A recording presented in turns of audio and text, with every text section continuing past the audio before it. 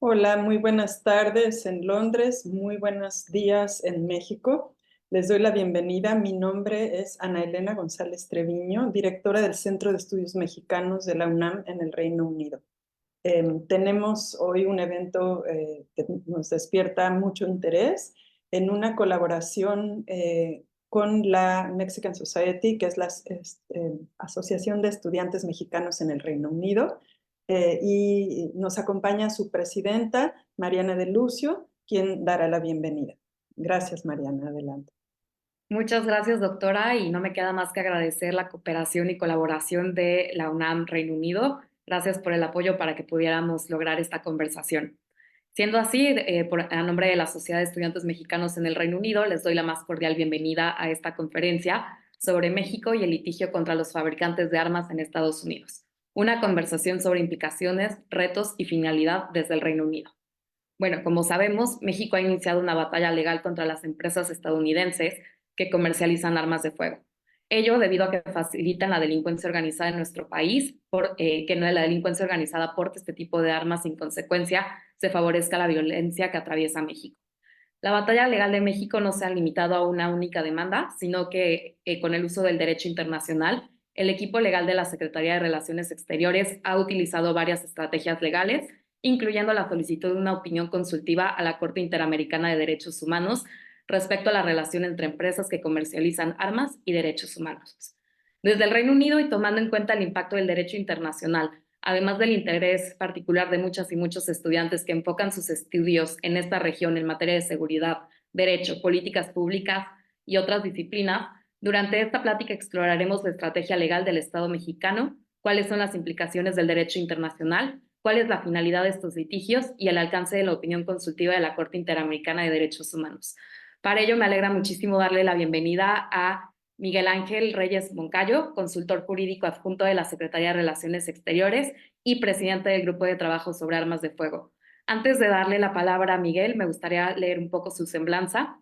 Miguel Ángel Reyes Moncayo es licenciado en Derecho por la Facultad de Derecho en la Universidad Nacional Autónoma de México y maestro en Leyes por la Universidad de Houston con especialidad en Derecho Internacional. Tiene 19 años de experiencia en la Secretaría de Relaciones Exteriores, en donde ha trabajado en las áreas de tratados, derecho internacional privado, derecho internacional público, litigios en el extranjero, protección consular y derecho familiar. Es miembro del Servicio Exterior Mexicano desde 2012, actualmente con el rango de primer secretario. Ha sido cónsul de México en El Paso y Houston, a cargo de las secciones de asuntos fronterizos, asuntos económicos y protección a personas mexicanas. Actualmente, y como lo mencioné, es consultor jurídico adjunto A y su principal actividad es asesorar a la Secretaría de Relaciones Exteriores y las diversas áreas de Cancillería mexicana sobre derecho internacional, público y privado y el extranjero. Pues, sin mayor preámbulo, Miguel, muchísimas gracias por tu tiempo y por compartir el conocimiento en esta conferencia. Muchísimas gracias a ustedes, Mariana, la doctora Evalán Elena González. Es un gusto para mí haber aceptado esta muy amable invitación de la Sociedad Mexicana y además de regresar a mi casa de estudios, así sea en formato virtual. Es un gusto estar aquí esta tarde con ustedes. Y con sede en Reino Unido, ¿qué tal? Además, Bueno, Miguel, nos encantaría empezar a platicar contigo. Para eso hemos preparado algunas preguntas de lo que nos interesa saber y nuevamente muchísimas gracias por compartir tu conocimiento. Nadie mejor que tú en el expertise de este litigio. Quisiéramos saber primero cómo nace esta estrategia de control de armas por parte del Estado mexicano. claro que sí, Mariana. Pues mira, de entrada el punto de partida y por desgracia fue un evento trágico, como podrán imaginar por las consecuencias de este fenómeno. Y este fenómeno trágico ocurrió en agosto de 2019 en la ciudad de El Paso, Texas, en donde tal vez ustedes recordarán que en una mañana una persona que se ostentó como supremacista blanco, porque así lo asentó en un sitio de internet, viajó desde el norte de Dallas, Texas, con un arma o con diversas armas, pero entre ellas un fusil de asalto, y viajó hasta la frontera con México, que son más de 10 horas manejando desde el norte de Dallas hasta la ciudad del Paso, a matar a tantos mexicanos fuera posible, según lo publicó en su manifiesto, y logró hacer un daño considerable. Fue un incidente en el cual resultaron afectadas al menos 16 personas de nacionalidad mexicana, 8 fallecidas, 8 heridas, y como resultado de la investigación de ese incidente, en la Cancillería, que una de sus funciones es la protección consular de las personas mexicanas que se encuentran fuera de las fronteras, pues y empezamos a detectar algunos patrones en el comercio de las armas en Estados Unidos. Particularmente este incidente se trataba de un arma que esta persona pidió en Internet, un arma que es fácilmente modificable, y ahorita me refiero un poco más a eso que me refiero con fácilmente modificable, y que tiene un gran poder de fuego, tiene la capacidad de causar muchísimo daño. Ese fue el punto de partida, pero a partir de ahí además ocurrieron ya en territorio mexicano también algunos incidentes pues bastante lamentables, y me referiría a dos ejemplos muy particulares. Uno de ellos fue el llamado Culiacanazo, en donde pudimos ver cómo en las calles de esa ciudad de Sinaloa vimos un despliegue impresionante de poder de fuego de los grupos criminales, en donde las imágenes de televisión mostraban que portaban armas que son pues del tamaño de una persona, que son fusiles que tienen el poder de derribar helicópteros y que pueden penetrar blindajes de diversos grados. Y también otro incidente pues muy lamentable, que ocurrió en la Ciudad de México, en donde en las calles de la Ciudad de México sufrió un ataque el entonces secretario de Seguridad Ciudadana de la Ciudad de México en una zona residencial. Estos dos incidentes y muchos otros que desafortunadamente ocurrieron en el país tenían un patrón, que es todas las armas que se encontraban en la escena del crimen eran armas que no se venden en México. Son armas que no se pueden conseguir porque en México solo tenemos a una tienda de armas, que es la Secretaría de Defensa Nacional, y cualquier persona civil puede únicamente acceder a esas armas que son armas en la Sedena que son de muy bajo calibre, no con ese poder de fuego.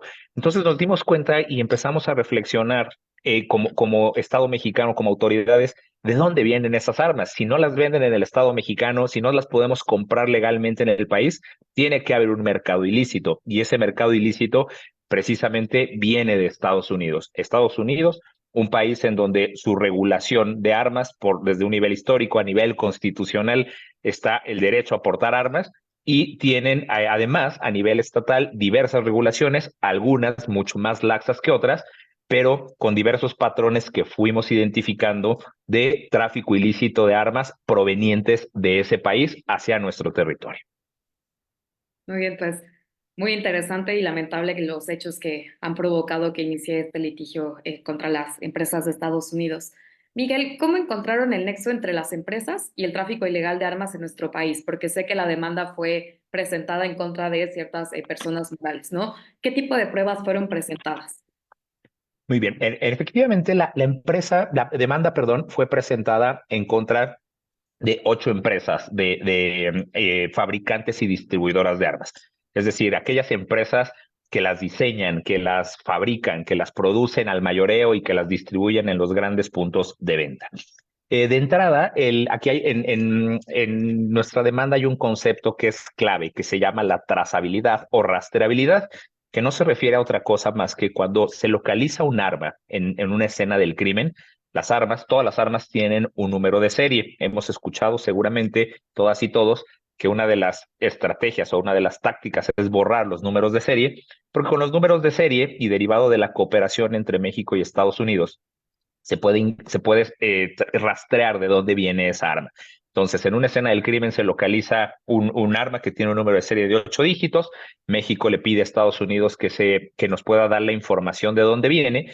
Y todas esas, el número de serie nos permite rastrear el camino que siguió desde que salió de la fábrica en Estados Unidos, a que sale de la fábrica en un estado, se manda a un centro mayorista en otro, ese centro mayorista lo distribuye a tiendas en otros estados, y podemos tener la película completa de cuál es el caminito que ha seguido esa arma, y ese caminito se pierde evidentemente en un punto de venta en Estados Unidos y después mágicamente aparece en una escena del crimen en México. Entonces, con base en este fue el nexo que nosotros identificamos. Las empresas demandadas se eligieron esas empresas demandadas porque en conjunto tienen alrededor del 70% de las armas que se localizan, o producen alrededor del 70% de las armas que se han localizado en escenas del crimen en México.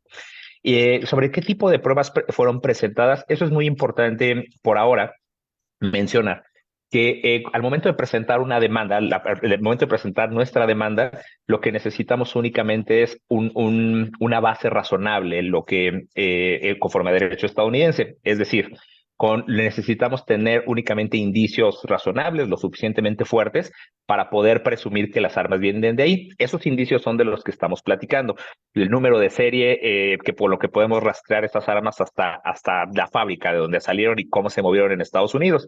Eso no es suficiente para sustentar la demanda en las siguientes etapas, que son en las que vamos a entrar.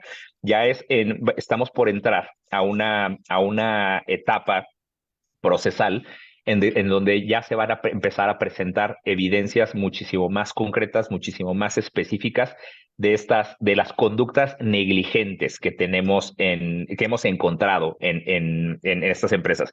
Y eso es muy importante, y aquí me quiero detener un poquito, que eso es precisamente lo que México está señalando, que las empresas han incurrido en conductas negligentes en varios puntos de su cadena de comercio, desde la fabricación hasta la publicidad, hasta la venta de armas. Por ejemplo, la fabricación. En Estados Unidos está prohibido el uso de las armas automáticas, es decir, las armas que con un solo jalón de gatillo pueden disparar como si fuera una manguera, rociar de balas una determinada zona. Pero las armas que producen son fácilmente modificables, es decir, no son automáticas, pero tienen un diseño tal que con un video en un tutorial de YouTube y un taladro, una persona en su casa les perfora en un puntito, les inserta a lo mejor una barra de metal del tamaño de una pluma, y a partir de ahí ya con eso se vuelve un arma completamente automática. Las compañías lo saben que su diseño les permite hacer eso y es una conducta negligente porque están permitiéndolo. En la publicidad, por ejemplo, ¿qué conductas negligentes hemos encontrado? Pues las empresas evidentemente alegan que dirigen su publicidad a las personas, a ciudadanos y ciudadanas en Estados Unidos, a fanáticos de clubes de cacería, a fanáticos del tiro deportivo. Pero, por ejemplo, ya desde fábrica salen algunos modelos de armas que podemos ver a veces también en escenas del crimen o incluso en series de televisión, que ya tienen en las cachas o en los cañones algunos emblemas de identidad mexicana o de héroes patrios, de símbolos patrios. Por ejemplo, una de las compañías demandadas, perdón, produce el modelo Zapata, que se refiere a Emiliano Zapata y que tiene las frases icónicas de este líder revolucionario. Entonces es difícil de creer que están apelando a un público de tiro deportivo, de un hombre promedio caucásico que vive en una zona boscosa. Definitivamente su mercado es otro. Y la otra, pues también los puntos de venta. Las empresas saben dónde acaban sus productos. Es decir, hay muchísimos, no solo reportes de medios, pero también hay reportes oficiales de gobierno, de organismos internacionales, en donde sabemos que sus armas se encuentran en escenas del crimen organizado en México. ¿Y por qué las compañías no hacen nada? Pues porque evidentemente privilegian un modelo de negocio frente a las vidas de personas inocentes. Entonces, todo este tipo de evidencias, de todo este tipo de conductas negligentes que México está alegando, estamos por entrar en una etapa en el juicio en donde todas esas evidencias se van a presentar. Y en Estados Unidos hay una etapa, los juicios procesales, en las etapas procesales, perdón, en Estados Unidos hay una etapa que se llama discovery o descubrimiento de evidencia del material probatorio, en donde les vamos a pedir a las compañías que nos exhiban toda esa material probatorio de la toma de decisiones en sus centros de dirección, en sus boards, cuáles fueron las decisiones comerciales que tomaron, y estamos seguros que vamos a encontrar muchísimas cosas interesantes. Ya hay varios precedentes de industrias que tomaron este tipo de decisiones privilegiando el negocio frente a la salud. La industria tabacalera es un ejemplo. En los litigios que se han presentado en contra de las grandes industrias tabacaleras, pues se ha demostrado cómo, a sabiendas del daño que causaban sus productos a la salud pública, las compañías tabacaleras decidieron ignorar advertencias, estudios, para privilegiar un modelo de negocio. Y eso es precisamente en donde estamos ahorita, es un caso análogo al de México. Vamos a demostrar que se tomaron decisiones comerciales para privilegiar el lucro frente a la vida de personas inocentes fuera de las fronteras de Estados Unidos. Parece interesante. Igual me gustaría mencionarle al público que si tienen preguntas, al final vamos a abrir el espacio, que hay muchísimas cosas que explorar en lo que comentas. Miguel, ¿este litigio puede tener un impacto en las políticas públicas de control de armas y también en materia de seguridad? Precisamente antes de empezar con la conferencia comentábamos que parece un muy buen timing porque el día de ayer o esta semana hubo un tiroteo incluso en Kansas, ¿no? Entonces, ¿crees que hay una modificación, sobre todo cuál sería el impacto para las políticas públicas, no solo en Estados Unidos, en México, y si se reproduce en el exterior? Sí, somos muy optimistas de que va a haber un impacto y esa es la intención. Primero, también tenemos que ser muy conscientes, y lo somos desde el parte del equipo legal, que el problema del tráfico de armas es multifactorial. Es decir, yo no me imagino tampoco que cambiando políticas de la industria de armas, las personas que quieren esos productos aquí en México, la delincuencia organizada, pues necesariamente va a buscar otras rutas. Es un problema multifactorial, pero definitivamente va a tener una incidencia en las políticas de seguridad. ¿Qué es lo que nosotros buscamos? Bueno, primero, los cambios que se puedan lograr en esta demanda van a tener necesariamente un impacto en los dos países. Es decir, si logramos que las empresas se autorregulen, si logramos que las empresas cambien prácticas comerciales, si logramos que las empresas que productoras de armas implementen medidas razonables de seguridad que no están tomando al día de hoy, pues va a permear en dos lados. Primero, va a permear en la sociedad estadounidense misma. La demanda de México ha sido ampliamente criticada por las personas que defienden el derecho a portar armas en Estados Unidos porque piensan que se trata de un intento de quitarle sus armas. Este es el argumento que están diciendo, lo cual es completamente falso. Nuestra demanda, la demanda del Estado mexicano, no busca cambiar la constitución estadounidense, no es una demanda contra los Estados Unidos, es una demanda contra una industria negligente que necesitamos que modifique sus prácticas. Si logramos que modifique esas prácticas, pues no solamente vamos a imponer obstáculos al tráfico ilícito, es decir, no solamente vamos a ver beneficios en donde va a ser más difícil traficar armas de Estados Unidos a México, sino que también esos mismos controles, esas mismas conductas que cambien las empresas van a tener un impacto allá en Estados Unidos mismo, en donde, como lo mencionaste ayer, pues hay tiroteos pues prácticamente todos los días. Hay más tiroteos que días en el año, tiroteos graves, tiroteos en masa. Entonces, sí, buscamos efectivamente que haya y que tenga una incidencia este litigio. Este litigio lo consideramos un litigio estratégico, es decir, los litigios estratégicos son aquellos que tienen un impacto que va muchísimo más allá de las partes que están en el conflicto. Es decir, que genere cambios en la narrativa que ya se están generando, que genere cambios en políticas públicas que ya se están generando y que no solamente beneficia a México, que es el demandante en este caso, sino que los efectos de este caso vayan más allá y beneficien a una población muchísimo más amplia. Sí, definitivamente vamos a encontrar no solo la protección de la gente en el territorio mexicano, sino fuera de este territorio. Miguel, para quienes se interesan con el derecho internacional, que habrá mucha gente, ¿qué herramientas del derecho internacional ha sido funcional en este caso? Destacaría yo creo que dos, Mariana, dos componentes de nuestra demanda. Primero, también es importante mencionar que Estados Unidos tiene una ley doméstica, una ley federal, que lleva ya 20 años de vigencia, que fue cabildeada por la industria de armas en 2005, y esta ley se llama la Ley Federal de Protección al Comercio Legal de Armas. Y esta ley es muy característica y es única en su tipo en el mundo y dentro del propio Estados Unidos, porque lo que hace esta ley es proteger a las empresas de armas de demandas como la que estamos presentando por el uso de sus productos. Es decir, lo que hizo la industria de armas tan poderosa, cabildeando durante años y evidentemente aportando, financiando campañas de políticas, de políticos en Estados Unidos, logró que pudieran tener una ley que los protegiera, que los blindara. Es una ley que ninguna otra industria en Estados Unidos, ni la farmacéutica, ni la alimenticia, ni la automotriz, ni ninguna tiene en Estados Unidos.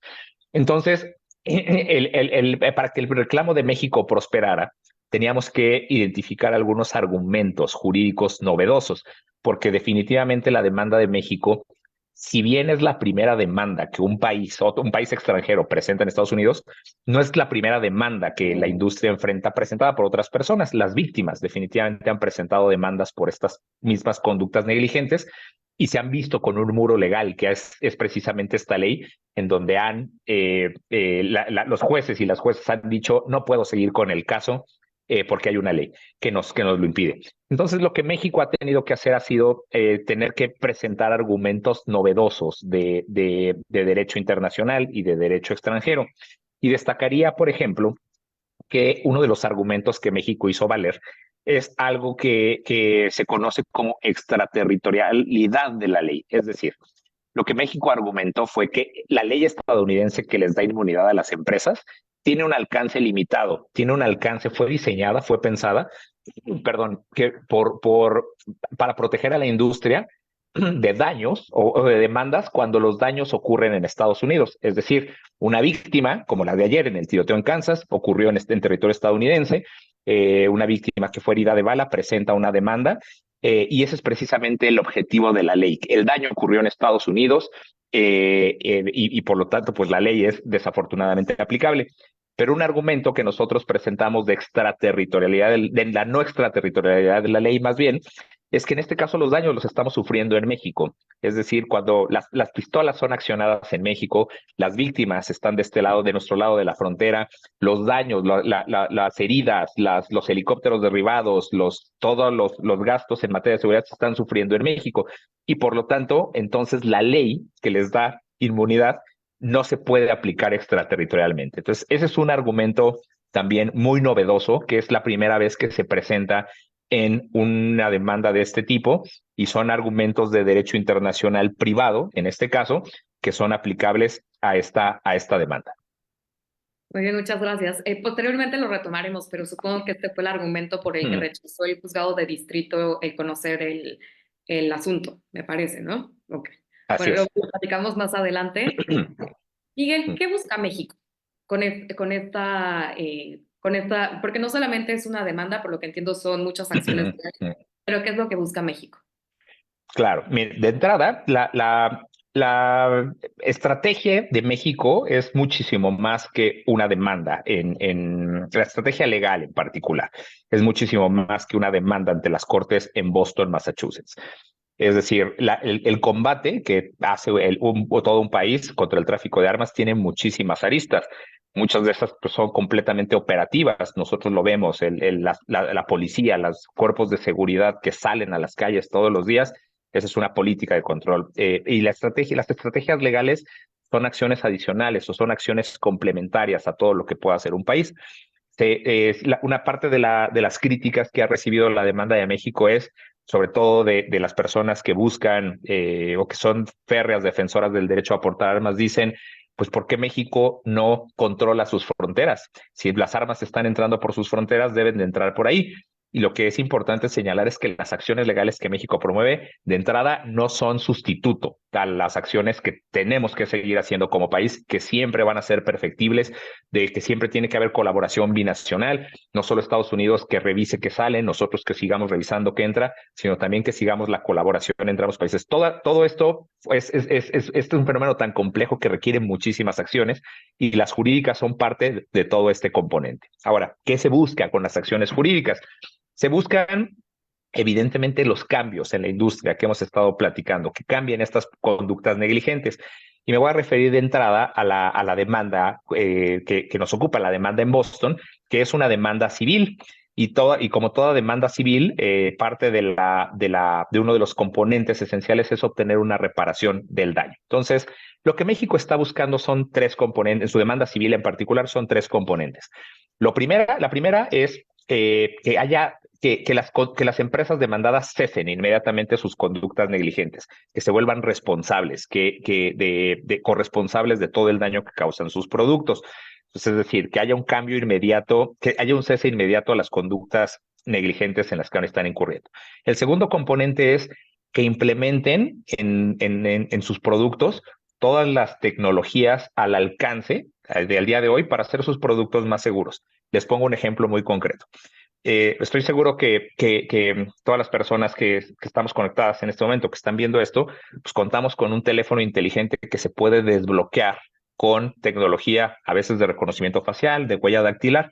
¿Por qué no poner eso en los productos, por ejemplo? Es decir, que cuando compres tú un arma, pueda tener esa pistola un lector de huella dactilar similar a los que tienen nuestros teléfonos, para que solamente tú, como una usuaria autorizada, puedas disparar esa arma. Esa tecnología ya existe y eso evitaría entonces que cualquier persona se encuentre un arma o compre un arma y que no sea la persona autorizada y que pueda dispararla. Por ejemplo, que de manera similar a la industria automotriz, que cada vez que una persona compre un arma sea obligatorio tener un seguro de responsabilidad civil para poderlo hacer. Entonces, ese segundo componente que México busca es que se implementen todas las medidas razonables en la industria para hacer sus productos más seguros. Y el tercer componente es efectivamente la compensación económica. Esta compensación económica va a ser determinada por la Corte en su momento. Lo que México estima es que ha dedicado en los últimos años hasta el 2% de su Producto Interno Bruto en el combate al tráfico ilícito de armas y sobre todo a la delincuencia organizada con gran poder de fuego que lo afronta. Que tienes, perdón, estos productos. Ese 2% del Producto Interno Bruto se calcula entre 10,000 y 15,000 millones de dólares.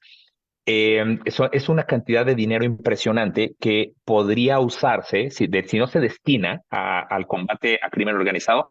Imagínate lo que podríamos hacer con 15,000 millones de dólares. Podríamos hacer, dedicarlo a infraestructura, dedicarlo a salud, dedicarlo a educación, dedicarlo a muchas otras prioridades que como país tenemos.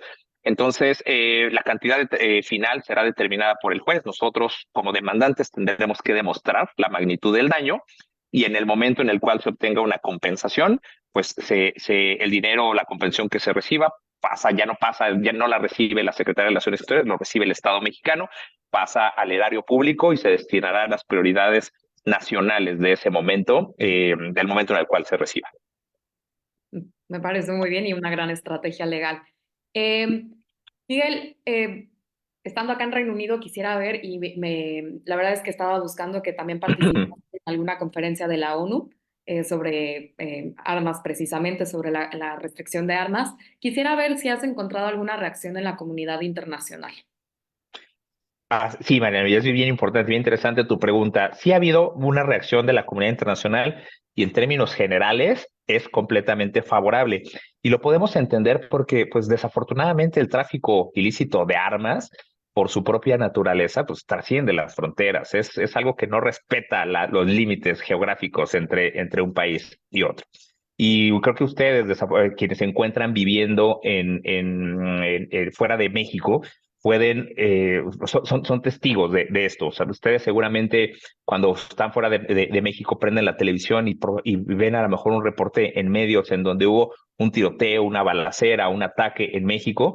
Y además, pues seguramente sienten angustia de las personas que ustedes tienen en México, sus familiares, sus amistades, de cómo estarán, cómo la estarán pasando y demás. Entonces, el fenómeno del tráfico ilícito es global, desafortunadamente, y ha habido una reacción muy favorable de la comunidad internacional en varios aspectos. Por ejemplo, nuestras demandas, particularmente la de Boston, recibió apoyos de diversos países del Caribe. Por ejemplo, ¿por qué el Caribe? Pues porque el Caribe tiene una característica igual que México con relación con este fenómeno, que es la vecindad con Estados Unidos.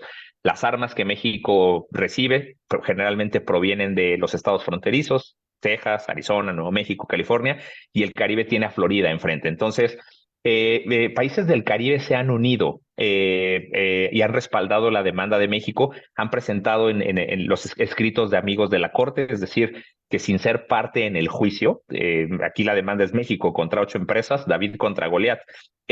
Son 8 países en los cuales, como bajo esta figura de amigos de la Corte, le dicen al tribunal: Corte, yo no soy parte en este litigio, pero me interesa tanto porque yo tengo un fenómeno similar que, por favor, escucha este caso, no resuelvas en favor de las empresas, no les des inmunidad, es importante que las empresas se hagan responsables. Entonces, el Caribe es un gran aliado natural porque compartimos o somos víctimas del mismo dolor. Tanto estados en lo individual como los estados caribeños están agrupados en una comunidad, CARICOM, la Comunidad del Caribe, en donde también como grupo, como bloque, expresamente sus primeros ministros han expresado el respaldo del bloque caribeño a las acciones que México está emprendiendo. Fuera de nuestra demanda también, y como parte de esta estrategia, hemos llevado la narrativa de las empresas de la responsabilidad que deben de tener estas empresas. Y mencionabas hace unos instantes los grupos de trabajo en el marco de Naciones Unidas.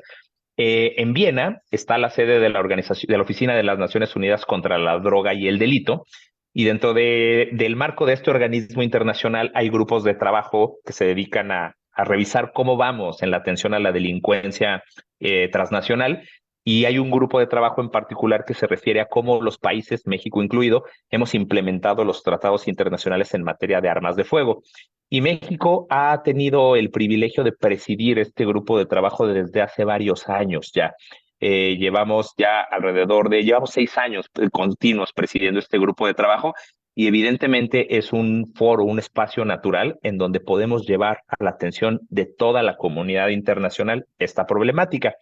La última reunión del grupo de trabajo, que fue en mayo del año pasado, perdón, que tuve el honor de presidir, el grupo de trabajo produjo una serie de recomendaciones, en las cuales 2 están dirigidas particularmente a vigilar más a lo que hacen estas empresas por todo el impacto que causan sus conductas. Entonces, en síntesis, Mariana, hay muchísima reacción de la comunidad internacional favorable en prácticamente todos los espacios, y digo prácticamente porque hay países que naturalmente tienen una industria de armas que tienen muchísimos intereses detrás. Estados Unidos es uno de ellos, en donde pues son menos proclives o menos entusiastas a apoyar este tipo de iniciativas.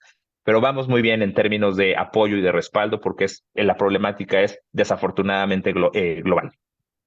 Bueno, pues me parece hasta un gran ejemplo que México haya tomado una acción y de una manera tan creativa como ha sido la manera legal, ¿no? Hablando de lo jurisdiccional, ¿qué retos han enfrentado en esta lucha legal? Me imagino sobre todo también el llegar a un país en el extranjero, cambian las reglas del derecho. Al final no estamos en un foro internacional, sino estamos en un foro nacional. Entonces quisiéramos ver cuáles son los obstáculos que han enfrentado.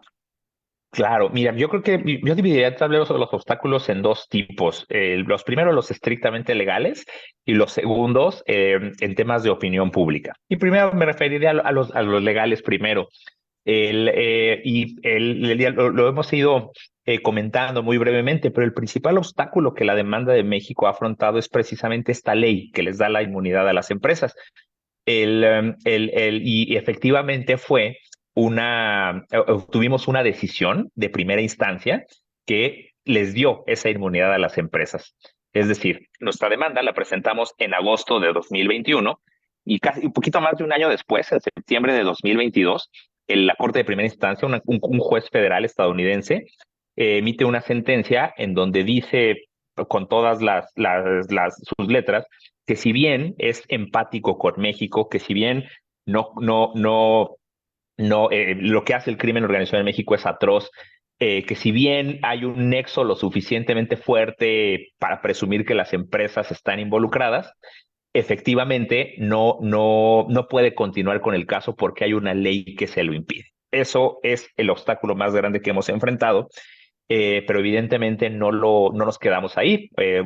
Como en todos lados en el mundo, todos los sistemas jurídicos en el mundo, por regla general, la decisión de un juez de primera instancia es apelable, y eso hicimos, y obtuvimos una victoria muy favorable hace apenas 3 semanas, en donde la Corte de Apelaciones, una corte compuesta por 2 magistrados y una magistrada, de manera unánime dijo: Corte de Primera Instancia, te equivocaste. Efectivamente, hay un nexo lo suficientemente fuerte para presumir que las empresas con sus conductas auxiliaron al tráfico ilícito de armas, y por lo tanto es una conducta ilegal que no está protegida por esta ley de inmunidades. La ley de inmunidades se llama protección al comercio legal de armas, y entonces si las empresas facilitaron con su negligencia el tráfico, están incurriendo en una conducta ilegal, y por lo tanto no hay una inmunidad. Entonces, ese fue el gran reto que hemos nosotros afrontado, la ley que les otorga inmunidad a las empresas. Pero afortunadamente con esta decisión en la Corte de Apelaciones perforamos ese velo de inmunidad que tienen, y ese obstáculo quedó superado en esta instancia. Pero el segundo obstáculo al que me refería tenía que ver con la opinión pública, porque definitivamente algo que sea una constante de la demanda, que afortunadamente se ha ido diluyendo gracias a los buenos resultados que se han obtenido, es precisamente el escepticismo de la gente. Es decir, había un escepticismo, una desconfianza tal vez a esta acción, en donde los comentarios que se recibieron al presentar la demanda fueron: esto solamente es una maniobra política, esto no va a llevar a ningún lado, hay una ley de inmunidades que no les va a permitir continuar. Cuando recibimos la sentencia de primera instancia, fue un te lo dije, solamente era para el show, y afortunadamente hemos estado pues cambiando esa idea, de esa narrativa, de que se trata de entrada de un esfuerzo del país, no del gobierno. Es un esfuerzo que va a trascender a las administraciones, que no importa partidos, que no importa gente quien llegue, es un esfuerzo del país y que nos va a beneficiar a todos. Porque además, este tipo de litigios son larguísimos. Lo mencionábamos, la demanda se presentó en 2021. El tiempo que llevó prepararla fueron 2 años, o sea, es decir, 2 años preparándola, y de 2021 para acá ya van 2 años y medio. Entonces, llevamos 4 años y medio en un litigio en donde apenas se resolvió, o es más, todavía ni siquiera queda firme la sentencia, porque todavía las demandadas prevemos que van a ir a la Suprema Corte, pero apenas se resolvió el primer pasito, que es si el caso puede continuar o no. Entonces el litigio va para largo y es un esfuerzo de Estado, y por lo tanto me siento muy, muy complacido de que la opinión pública y la percepción de que se trata de una acción útil, de una acción novedosa, de una acción que puede generarnos a las mexicanas y a los mexicanos beneficios concretos, esa percepción se está generando día con día. Pues les felicito, la verdad es que creo que vamos bien, se entiende que son litigios larguísimos, pero pues han dado unos grandes pasos y sobre todo esta resolución de hace algunas semanas pues nos dan un poco de luz verde para continuar con los esfuerzos. Miguel, sobre todo sabemos que esta problemática tiene víctimas reales, ¿no? Lamentablemente individualizadas, y la ola que estamos viviendo en el país es terrible. Quería saber entonces si en estas acciones más bien ha habido participación de la sociedad civil y de las víctimas. Sí la ha habido, y de entrada lo que nos sentimos también con una gran responsabilidad es de no defraudar la confianza que víctimas y sociedad civil han depositado en estas acciones legales. Ninguna acción legal ni de ningún otro tipo nos va a devolver a las personas que han sido heridas o que han cambiado su calidad de vida, que han fallecido. Nada nos va a devolver a las personas que hemos perdido. Pero sí tenemos evidentemente la responsabilidad de tomar las acciones para que esto no se vuelva a repetir. Las víctimas y la sociedad civil han respaldado abiertamente también nuestra demanda, de ambos lados de la frontera, tanto en México como en Estados Unidos. Nuevamente, de la manera muy similar al respaldo que obtuvimos de la comunidad internacional, de los países caribeños, tanto en la primera instancia, en nuestro litigio en Boston, como en apelaciones. La sociedad civil y las víctimas se unieron para presentar escritos de amigos de la Corte. Y aquí voy a insertar un comercial muy breve. La Secretaría de Relaciones Exteriores, a través de la Dirección General del Acervo Histórico Diplomático, que es donde hoy me encuentro físicamente, tiene un micrositio en Internet donde se encuentra muchísima documentación relacionada con la demanda. Ahí ustedes van a poder encontrar los escritos que hemos presentado, las sentencias, notas de prensa, pero también van a encontrar los escritos de amigos de la Corte que se han presentado. Entonces, ustedes abren su buscador de Internet y ponen SRE, repositorio, demanda, armas, es el primer resultado que les va a arrojar. Entonces, en este repositorio pueden consultar los escritos de amigos de la Corte, y de verdad les recomiendo que lean el de las víctimas y el de la sociedad civil. Ambas son dos por instancia, uno de sociedad civil y uno de víctimas en primera instancia, uno de sociedad civil y otro de víctimas en apelaciones. Y léanlo de verdad con el corazón abierto, porque hay testimonios desgarradores en donde, pongo como ejemplo uno, hay una persona, una mujer que narra cómo perdió a su hijo como víctima de la delincuencia organizada, y su segundo hijo, mientras estaba buscando que se hiciera justicia, también fue víctima de armas de fuego. Entonces, lo que las víctimas y la sociedad civil están pidiendo, le están haciendo un llamado a la Corte para que sea lo suficientemente sensible y que pueda permitir que los casos de México avance y que las empresas asuman la responsabilidad que tienen. Métanse por favor al acervo, al repositorio que tiene nuestro acervo histórico diplomático, y ahí van a encontrar muchísimo material, incluyendo estos escritos de los que estamos platicando. Al menos yo terminando creo que es lo primero que voy a hacer.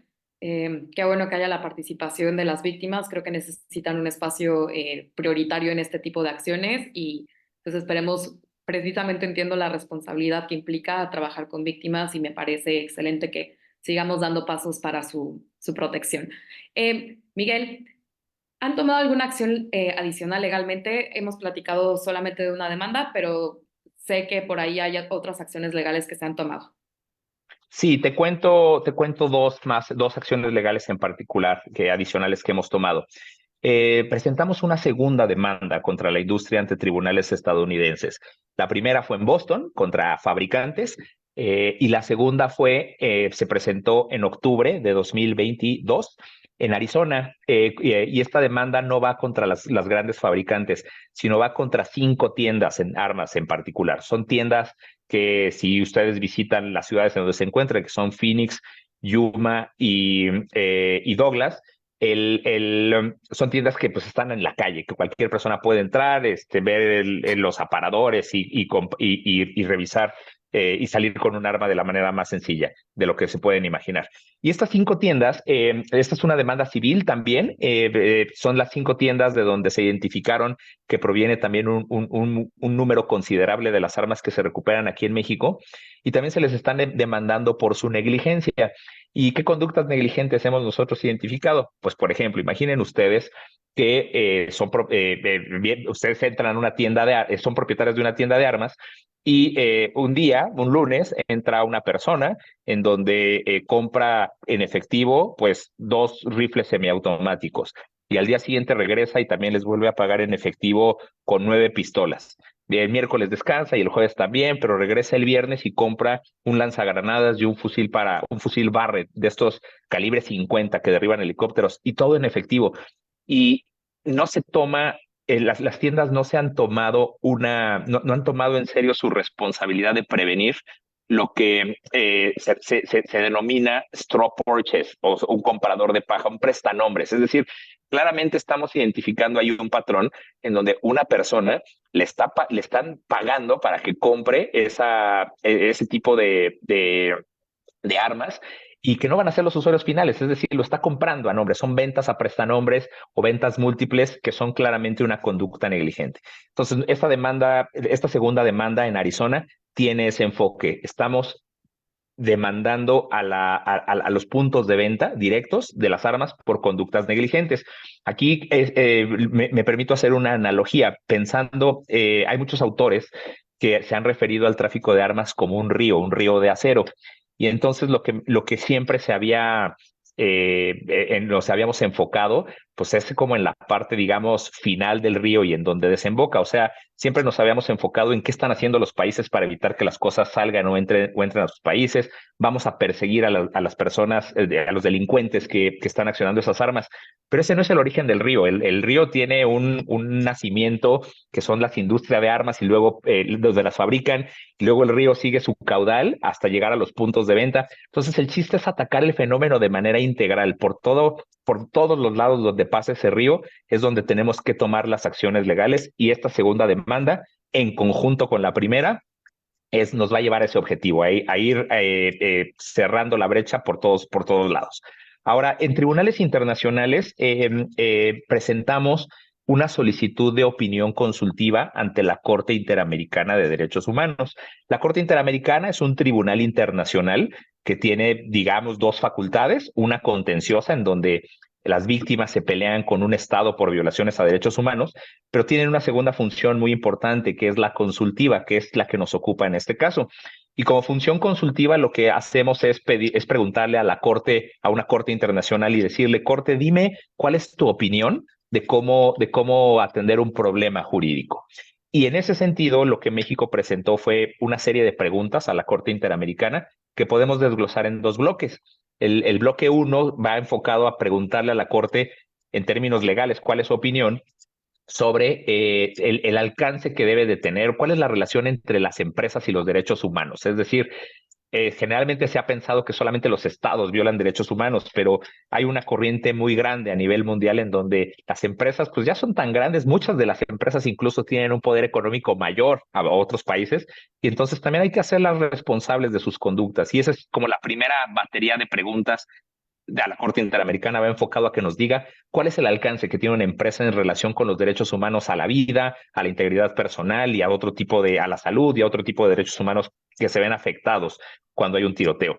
Y la segunda batería de preguntas tiene que ver con cuáles son las obligaciones que tenemos los países para darle acceso a la justicia a las personas que son víctimas, y en otras palabras es preguntarle a la Corte si el promover leyes en nuestros países que le dan inmunidad a estas empresas y que impiden que una víctima las demande y obtenga una reparación del daño, si eso es compatible con el derecho de acceso a la justicia que tú, que yo, que todas las personas que estamos aquí tenemos derecho de ir a una corte a reclamar cuando somos víctimas de un daño. Si tú vas en tu vehículo y una persona te choca, es responsable del daño y tú tienes derecho a ir a una corte a reclamarlo.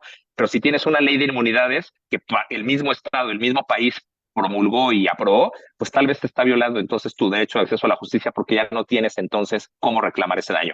Ese es el objetivo de la Corte Interamericana. La opinión que de la Corte Interamericana creemos que pueda salir a finales de este año y nos va a servir precisamente para apuntalar esta narrativa o para poder seguir llevando a diversos foros internacionales esta idea de que las empresas tienen que ser corresponsables por el daño que causan sus productos. Justo mi siguiente pregunta iba enfocada en cuál sería el alcance de esta opinión consultiva y me refiero a, porque al final no tiene un carácter obligatorio, sino que simplemente para, o bueno, más bien lo que está buscando el Estado mexicano, si no mal entiendo, es que funcione como argumentación para todas las acciones legales que se están tomando y para llevarlo a foros internacionales, ¿cierto? Así es, así es. Y me gustaría poner un ejemplo sobre otro tema que ocurrió en el pasado. Otro de los grandes temas que México ha promovido en términos legales a lo largo de su historia es el de la notificación consular. Es decir, ustedes que están en el extranjero, si tienen la mala fortuna de ser arrestadas, detenidas en el extranjero, tienen el derecho de que su consulado sea notificado de su arresto. ¿Por qué? Porque se presume que si ustedes como personas extranjeras en otro país, pues pueden estar en condición de indefensión porque no conocen el sistema jurídico, a veces no conocen los idiomas de donde están. Entonces, dar aviso al consulado equilibra un poco la balanza. Y México, en el tema de notificación consular por todas las personas mexicanas que fueron sentenciadas a muerte en Estados Unidos hace ya más de 30 años, sin este derecho a la notificación consular, promovió una opinión consultiva ante la misma Corte Interamericana de Derechos Humanos, en donde se determinó, la Corte opinó que el derecho a la notificación consular era un derecho humano. ¿Y qué hicimos con esa opinión? Pues evidentemente no la guardamos en un cajón, sino que nos sirvió para un sinfín también de estrategias legales y de narrativa. Una de ellas fue el famoso caso Avena ante la Corte Internacional de Justicia, en donde ahí sí ya fue un caso México contra Estados Unidos ante otro tribunal, y en donde se determina que Estados Unidos violó el derecho a la notificación consular en perjuicio de 52 personas mexicanas y de México mismo.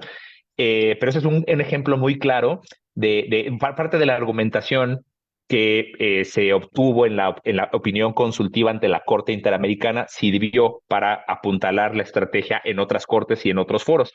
Y eso es precisamente lo que buscamos aquí. Pues esperemos que sea una herramienta muy útil. Definitivamente ha sido para el caso Avena, seguiremos en lo mismo, ¿no? Me da un poco de esperanza porque he leído muchas críticas sobre el derecho y creo que al final podemos ver cómo sí está tomando acción y sí está provocando cambios. Muchas felicidades. Miguel, simplemente para cerrar, ¿cuáles son los siguientes pasos y qué podemos esperar? Claro que sí. Bueno, de entrada, compartirles los siguientes pasos legales de nuestra demanda en la Corte de Apelaciones, tras la decisión de la Corte de Apelaciones. Pues hasta el 22 de abril de este año, un poco más de 2 meses, las empresas demandantes tienen el derecho de acudir a la Suprema Corte. Es decir, el último foro, el último tribunal que para solicitarle una revisión de algunos puntos de la Corte, de la decisión favorable para México de la Corte de Apelaciones. Naturalmente van a ejercer ese derecho. Ya nos lo dejaron ver en una audiencia que tuvimos la semana pasada, que van a ejercer ese derecho. No prevemos que la Suprema Corte atraiga el caso, es decir, la Suprema Corte estadounidense tiene el derecho a rechazar los casos porque tiene un alcance pues muy específico para aspectos que sean de constitucionalidad, o sea, cuando se interprete directamente la Constitución estadounidense o cuando sea una pregunta de suma trascendencia. Pero aquí la sentencia que México obtuvo a favor nos parece que no tiene margen de interpretación. Una ley dice vas a tener inmunidad siempre que te portes bien, pero te portaste mal, por lo tanto, pues no tienes inmunidad. Entonces, no hay ningún conflicto, no hay margen de interpretación y prevemos que la Corte no va a aceptar este caso. Entonces, cuando eso pase, el caso pues va a continuar su curso en primera instancia. O sea, lo que ordenó la Corte de Apelaciones es que nuestra demanda regrese a la primera instancia, a la Corte que nos dijo no puedo conocer del caso, pero ya llega con a primera instancia con una instrucción de Corte, sí lo tienes que conocer y tienes que entonces aceptar la evidencia, tienes que evaluar el daño, tienes que escuchar a todas las partes y los argumentos para que se pueda determinar el grado de responsabilidad de las empresas. Entonces, esto va a seguir, probablemente la Suprema Corte decida si acepta el caso o no a principios del segundo semestre de este año. No tiene un plazo para hacerlo, pero pues partiendo de que lo puede hacer tal vez como en agosto, septiembre, el caso regresará a primera instancia y ahí yo creo que el desarrollo del juicio en primera instancia nos va a llevar, yo creo que cuando menos 1 año y medio, tal vez 2, para poder obtener una sentencia de primera instancia. Entonces, esto lo que quiero transmitirles es que todos los litigios estratégicos como este no son carreras de velocidad, son carreras de fondo, de resistencia, y la idea es continuar haciendo esto. ¿Cuál es en el Inter, qué es lo que vamos a hacer? Porque pues evidentemente vamos a obtener una sentencia definitiva en algunos años, y probablemente una pregunta muy natural sea, ¿y mientras qué hacemos? ¿No? Mientras, ¿qué va a pasar? Pues bueno, vamos a seguir promoviendo acciones, vamos a seguir llevando el tema a muchísimos otros foros para que se señale claramente y con todas sus letras que la industria de armas debe ser responsable por el tráfico ilícito que causan sus productos a México. Pues mínimo creo que hoy dimos un poco de foro. Digo, no somos el foro internacional de la ONU, pero al menos dimos un foro para abrir este espacio y que se diga con todas sus letras. Eh, por cuestión de tiempo, nada más tenemos 5 minutitos. Me gustaría invitar a la gente que está conectada a que si tienen alguna pregunta, con muchísimo gusto pueden abrir el micrófono. De hecho, en Facebook nos están haciendo una pregunta que yo creo que será la única que podemos contestar. En algún momento se propuso la vía del autoembargo, tomando como precedente la resolución 418 del Consejo de Seguridad que se aplicó a Sudáfrica. ¿Por qué no fue viable jurídicamente apostarle esta medida? Pues bueno, yo vería dos obstáculos, digamos, uno jurídico y uno tal vez más de naturaleza política. De entrada, lo jurídico, porque nuevamente insisto, lo que estamos buscando es tomar acciones legales contra una industria, contra particulares, es decir, las demandadas son empresas, son personas morales, son particulares, y no estamos yendo contra un país en particular. Los foros internacionales, foros de Naciones Unidas apuntan un poco más a eso, a la responsabilidad de los estados. Y aquí no nos estamos peleando, digamos, no estamos elevando un reclamo contra Estados Unidos en lo particular, sino contra 8 particulares en la primera demanda, 5 particulares, entre otras, por conductas negligentes. Entonces, digamos, la teoría del caso jurídico es completamente diferente. Y bueno, y el tema político, evidentemente, mezclado con el jurídico, por supuesto, pues es la participación de los 5 estados que componen el Consejo de Seguridad con membresía permanente, en donde Estados Unidos es claramente uno de ellos, y lo hemos visto recientemente con los conflictos bélicos en otras partes del mundo, en donde el uso del derecho de veto de este tipo de resoluciones se usa también sin responsabilidad y se usa para bloquear iniciativas globales. Entonces, a nivel Consejo de Seguridad hay muchísimos esfuerzos muy importantes, por supuesto, en otras regiones del mundo. Haití es un claro ejemplo de buscar el Consejo de Seguridad puede serlo, pero es para problemáticas diferentes a las que México está afrontando. Entonces, no es una vía que, digamos, esté completamente descartada, solo es una vía de acción completamente diferente a la que estamos agotando por ahora. Muchísimas gracias. No sé si alguien más tenga una pregunta y si no, doy unos minutitos. Bueno, me parece que no, pero muy interesante entonces la última pregunta. Miguel, no me queda más que agradecerte por tu tiempo, por tu espacio, por compartir tu conocimiento y sobre todo me gustaría felicitarte por la gran iniciativa, precisamente lo que comentas, que esto aborda más allá de un gobierno, es una carrera de largo plazo y pues con muchísimo esfuerzo, creo que se están logrando grandes cosas, que esperemos que en algunos años podamos ver reproducidos en la realidad sus grandes esfuerzos. Muchísimas gracias a nombre de la Sociedad Mexicana. Le doy la palabra a la doctora Ana Elena. Gracias, Mariana. Miguel Ángel, muchísimas felicidades por la manera en que has comunicado las sutilezas y los grandes alcances de la labor que están realizando. Felicidades por la iniciativa misma, por su creatividad y por la precisión con la que se conocen, ¿no? Todas las consecuencias, se anticipan los resultados. Y agradecimiento también a nombre de la Sociedad Mexicana por este magnífico esfuerzo. Gracias a Mariana por esta iniciativa, nos parece fantástico y pues quedamos entonces pendientes de lo sucesivo y los invitamos a acompañarnos en nuestros próximos eventos. Muchas gracias. Hasta luego. Hasta luego, muchísimas gracias.